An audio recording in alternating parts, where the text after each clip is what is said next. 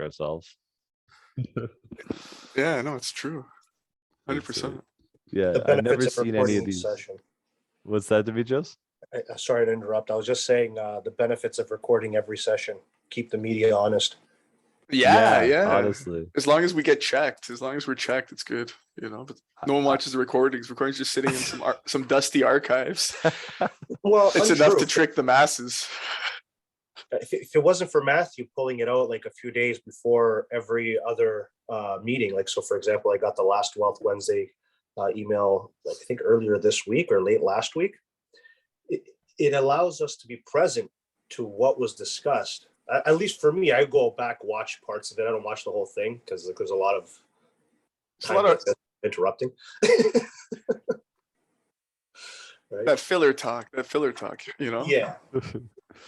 But Matt and I were talking. We're like, okay, we're gonna be super intentional. We're gonna give, we want to give people, I guess, like the most pertinent or most, I guess, impactful information, and try to give it to people quickly, and then hopefully create an understanding of, okay, this is what it means for me, or this is how it's going to impact my own personal finances. Anyways, anything else you want to say, or anything you just want to share before we just hop right back in and recap from last week, honestly, and see what happened since? I'm good. Could hop right into it. Matthew, anything? No, let's jump in.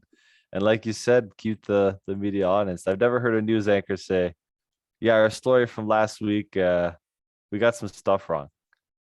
They just start reporting the new stuff. So we'll come back and say if anything was inaccurate or not what we thought. We did talk about, was it rate hikes?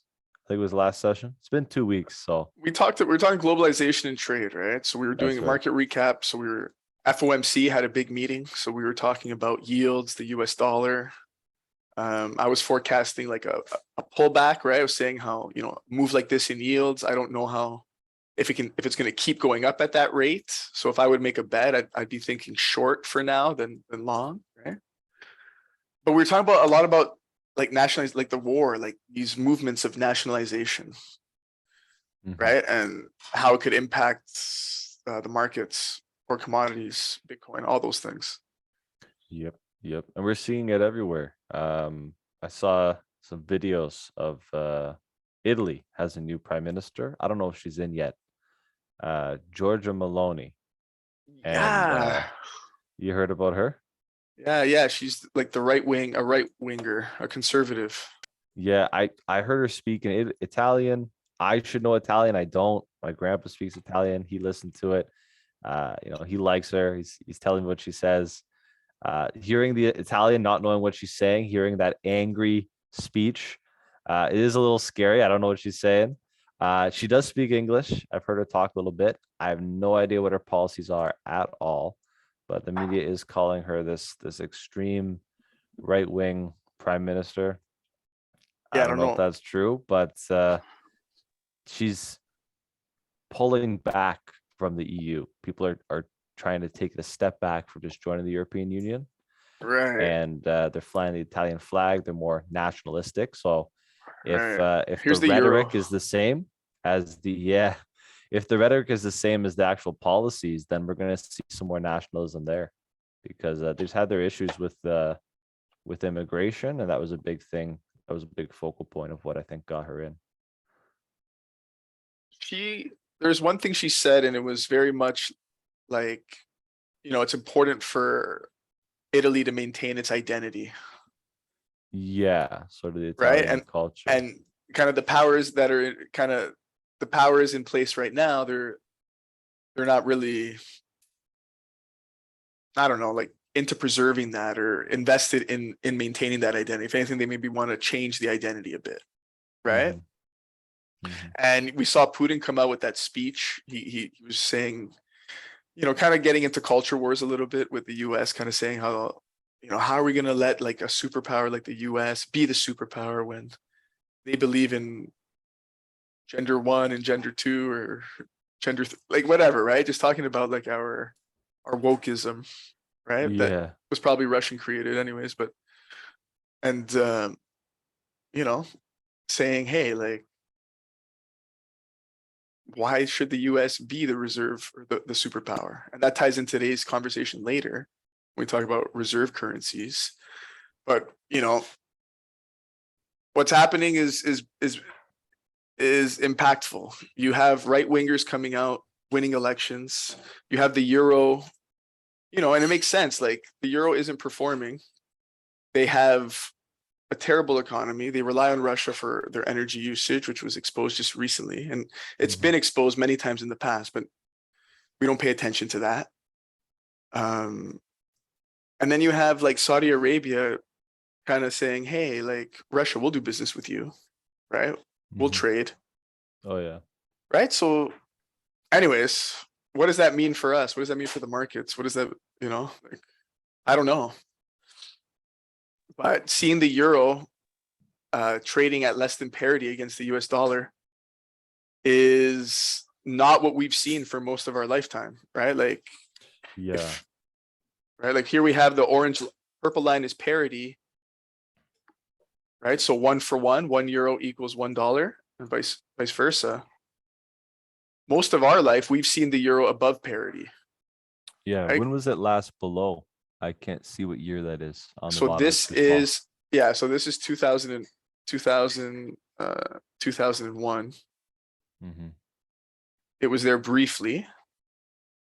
And then again in 1986.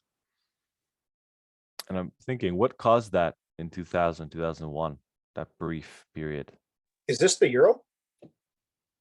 Yeah, this is the euro against the US dollar. Okay, the euro didn't come into existence until like a little after 2000. Yeah, It wasn't right. around, So in this, the 80s and 90s, right? So of course it would be crap. yeah, this would just average the value of the German mark. Okay. Right, but German mark, euro, we're above parity for most of our like since the 80s.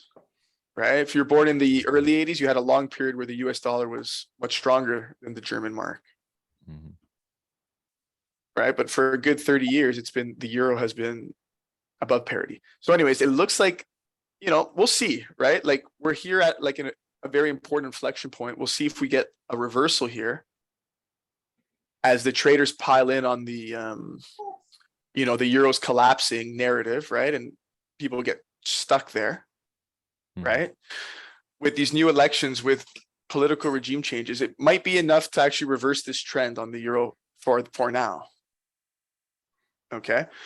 But we can just see like from 2008 to 2022, the euro has lost 40% of its value against the US dollar.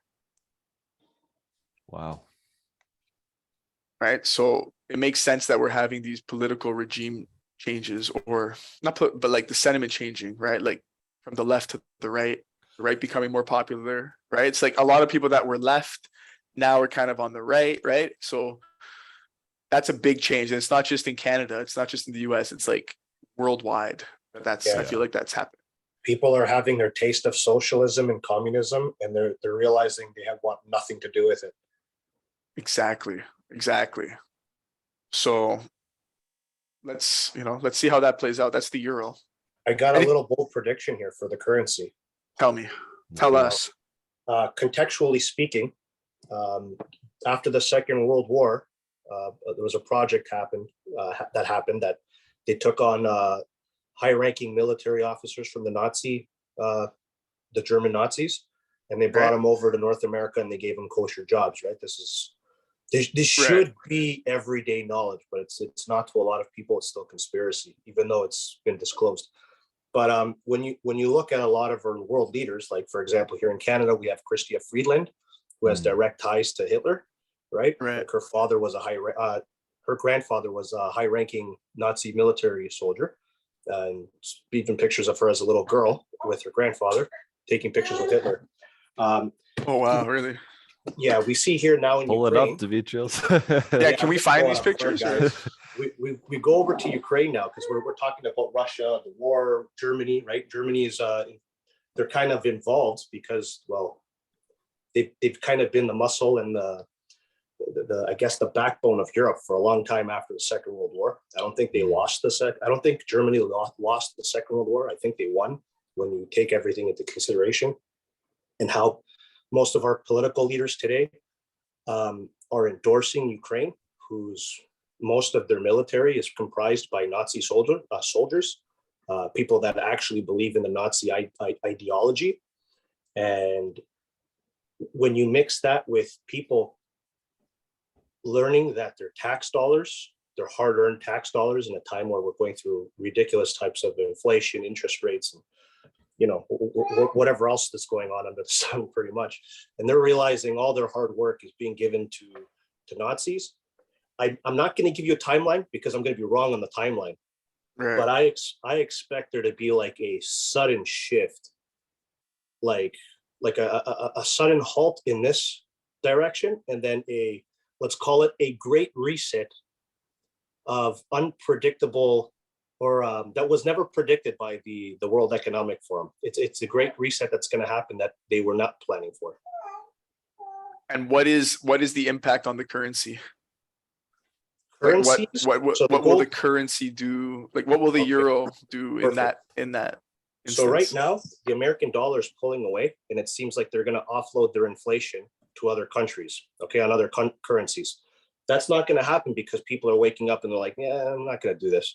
So what's going to happen is the American dollar is going to stop being the standard, and you're going to have a rise of different types of currencies that are going to try to combat for that number one seed, right? Correct. Let's look at it like sports. Everyone wants the first round bye, right? So I'm going to pull up the DXY because we're on the subject, right? Just pointing what the US dollar has done. We keep going. Yeah. So is it correlating with what I'm saying? Well, like if we just look from 2010, okay, if we look long term here on this chart, guys, if we just measure the DXY, or using the DXY as a measurement of dollar strength, which may not be entirely accurate, but it's a good proxy, it's a good gauge. This thing has been in a downtrend since the 80s, right? If you count like these lower highs, right?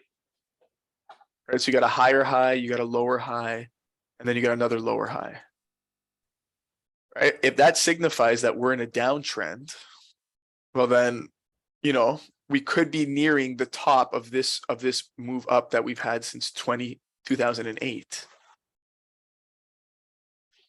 right? And now these events could play out, like Dimitri was saying, he doesn't get the timeline, and the reason why I want to know about the timeline is because if he believes something like that's going to happen in the near future, then I would expect this uptrend in the dollar to reverse quickly.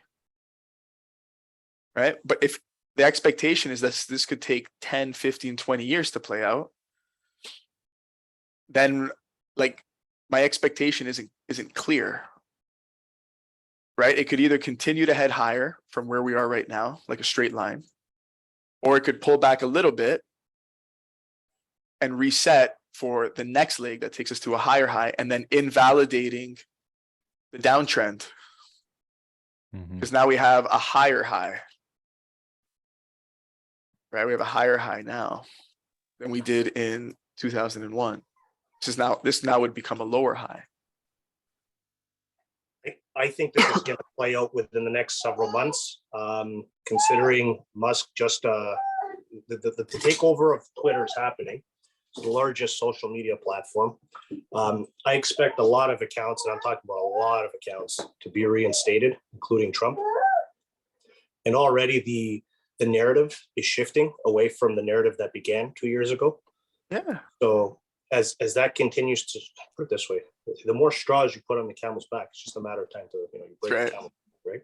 So, and right now the floodgates are going to open for all these quote unquote Alex Jones to enter the arena again, right?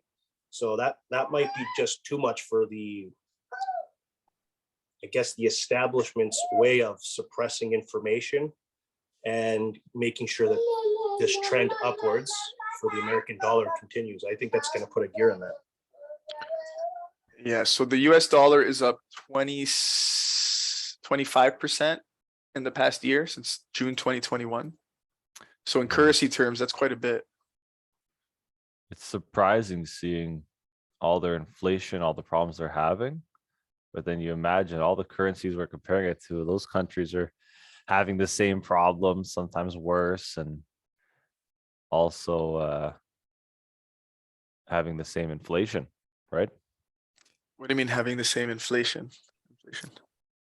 Like we're comparing the US dollar to other currencies, right? Correct. But how do we know that it's not all the currencies are falling and the US dollar is just falling at a lower rate? Well, then you'd want to measure it to gold, right? Like, Yeah. or some other asset. But I when we're wouldn't talking, even say gold. I don't think gold is that stable. It's more stable than a currency for sure, but I don't think it really tells the tale so what either. do you say? So, sorry. So how would you solve that conundrum then? I don't think we can. Because you're saying all the currencies are falling, but the US dollar is just falling the least, right?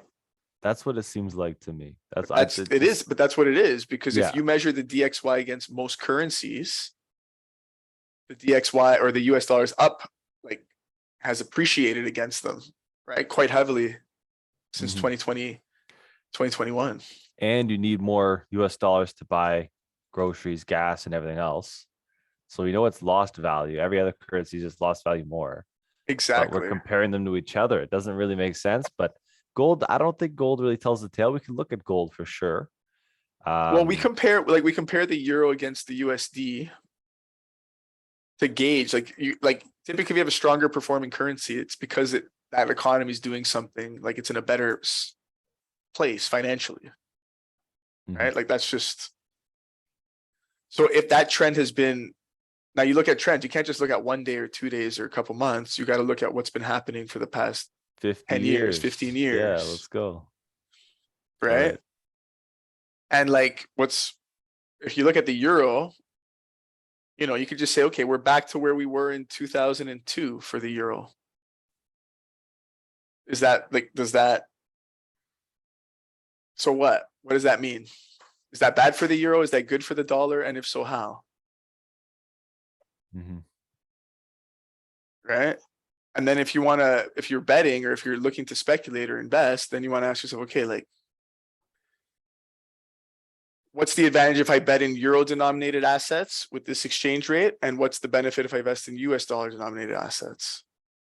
And then compare and then say, okay, right? You could start making there's more decision making, right? So I don't think when you say like it doesn't make sense to compare one currency to another,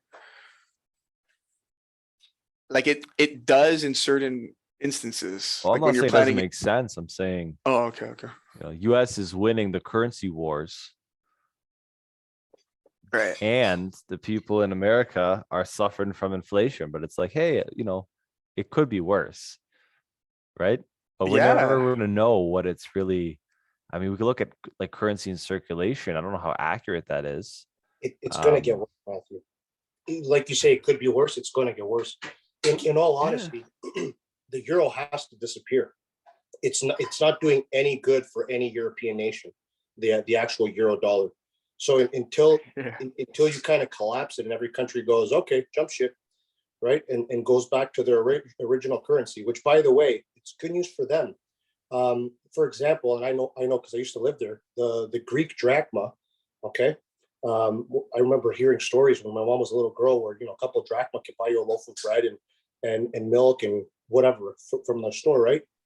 Now you need like 10,000 drachma for a can of Coke, right? And if you look at the dollar, it's similar. It used to be like a few cents for a can of pop. Now it's like $1.50 or $2 for a can of pop, right? But like, what other currency can be created that can be trusted? That's where like individual. So, for example, the like Greece will have to go back to their drachma.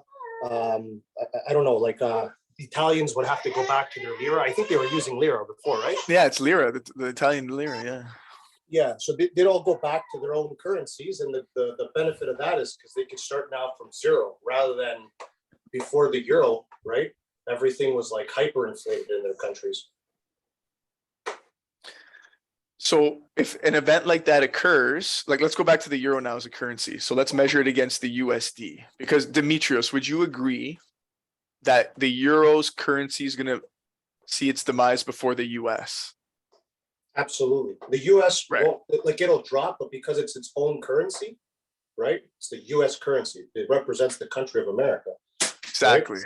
Exactly. It's not going to go away. Exactly. It's not, it may go down in value, but it's not going to go away.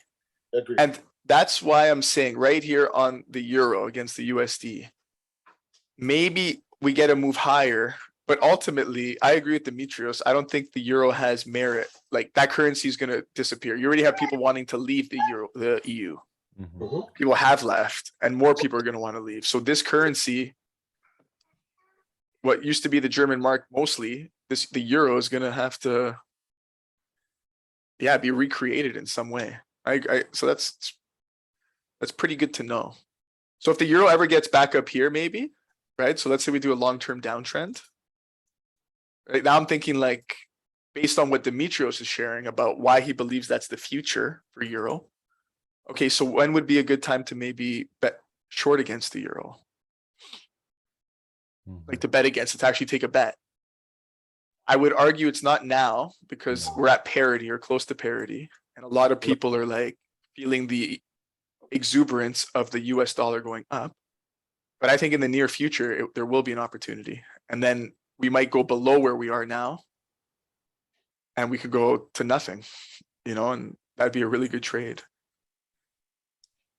I would say after November. Yeah, let's see.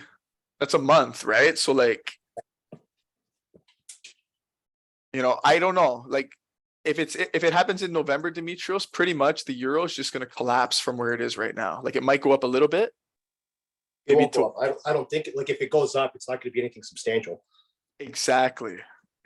So that's why I right here, I'm like, okay, using some just basic trend lines, what would be that move up that isn't substantial? Probably somewhere up here.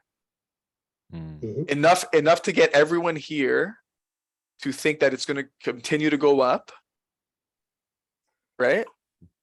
But also enough, right, just to get those, and then that allows those shorts to, resume get back in this downtrend. But I think it goes high enough because at this point it gets more suckers in the trade, which makes the short even better, and that's what they want.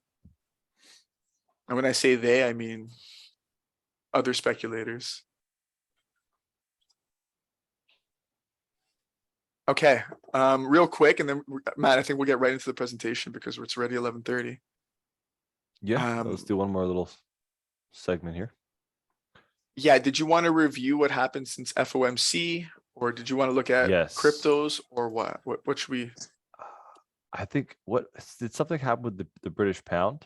You keep talking about the euro, but I think the British pound dropped. Did it not? It did. How could substantial? Yeah. Oh my God. Yes. I'm like, am I imagining this? Why are we not talking about this? I think because we're just talking about currencies today. I think we could look at that. We look at crypto almost every session. So right. So this was the move down on the British pound. Yeah. So from 115 to like 103. So almost parity against the US dollar. Their bond market, right? Their bond market, right? Did you see that news? Am I the only one? Demetrios, did you see it? You might be the only one. What happened with their bond market? It's going up. It was crashing. Was it? So they had to step in. They had to step in. And look, they had to launch a temporary UK government bond buying program. Whoa. They're pulling a Trudeau. A Pierre Elliott Trudeau, not Justin Trudeau. Good to see. That's right. So the currency collapsed on that news. Like, look how quick this was. It's a 10% move in a currency in like 2 days. Sorry, 2 weeks. Right? That news hit about 7 days ago. No, more than that. It was like last weekend that news came out. Anyways, that's kind of showing some of the fragility in the system. And it's kind of just, it's proving to all of us that these markets don't work unless central banks come in and intervene. And every time, it seems like every time they try to intervene, it makes life more expensive for people. Mhm. What I find crazy is that since that news has hit, the British pound has rallied from 103 to 115, this purple line. And then it quickly reversed. Right? So it looks like this may have just been a short-term rally. We come into this previous support here from March 2020. So this is the COVID lows. Just below the COVID lows. Yeah, it crashed below it, it retested it, and it's selling off now at it. So the question is will this continue to come down? If it does, it's just a continuation of a downtrend. Or do we get back above the COVID lows and maybe it's significant of a recovery, a short-term recovery at the very least? Right? We're quite far away from the moving average, at least the 200 period moving average, the long-term one. I don't know. Do you want to make a prediction, Sergio? Oh, it's tough for me, man. I don't know. Yeah. Like ultimately I'm short-term, I'm bearish on the dollar, like for the next, call it 3 to 6 months. The US dollar. The US dollar. So with that said, I should be more bullish on the British pound than the US dollar at this juncture. Right? So I'm gonna bet that like within 3 months we get above the COVID lows for a more longer term recovery, but then ultimately I think it comes back down. Wow. Okay. Yeah, it ultimately comes back down. All right. So the Fed hiked and they were extra hawkish 2 weeks ago. When was that? September 21st, right? So we're honest here. This is where we were last Wealth Wednesdays. Mhm. Okay. And what I said is with this move up in yields and then the Fed coming, I would bet that this actually reverses than it heading higher and continuing to head higher. Right now, I didn't say it was going to happen like right away, but I said like within the next few weeks. Yeah. Right. I wouldn't be surprised if the yields were lower than they were that day on Wednesday. Right. And it's 2 weeks later and we came back to where we were on Wednesday, but that looks like it might have been support and looks like we're headed higher. Okay. Mhm. Now it's been 2 weeks. I'm still under the impression that this will go down for one more leg, something like this. You think so? Okay. I think And then so. Do you think we'll head higher after that? Probably. Yeah. Damn. Just because if you look at like the monthly time frame on these yields, you know, we're above the 200 period moving average on the monthly time frame. And we were there for 2 months before it confirmed that it was support and it ripped higher. Right? All I'm saying is since we've gone up so far so fast since May of 2020 or March of 2020, right? Call it 1,000% move on the yields, you know, which it's not a lot because we came from 0.5%. Yeah, that percentage is just. Yeah, it's so low. Yeah, it makes it sound insane, but it is the greatest rate of change we've had in yields since I can go back. Yeah. So with that said, I don't think this thing is going to reverse and go make new lows into negative territory. But I would bet that it probably retests the support level before we head substantially higher on yields. That's what I'm thinking. A lot of unprecedented things are happening this unprecedented time.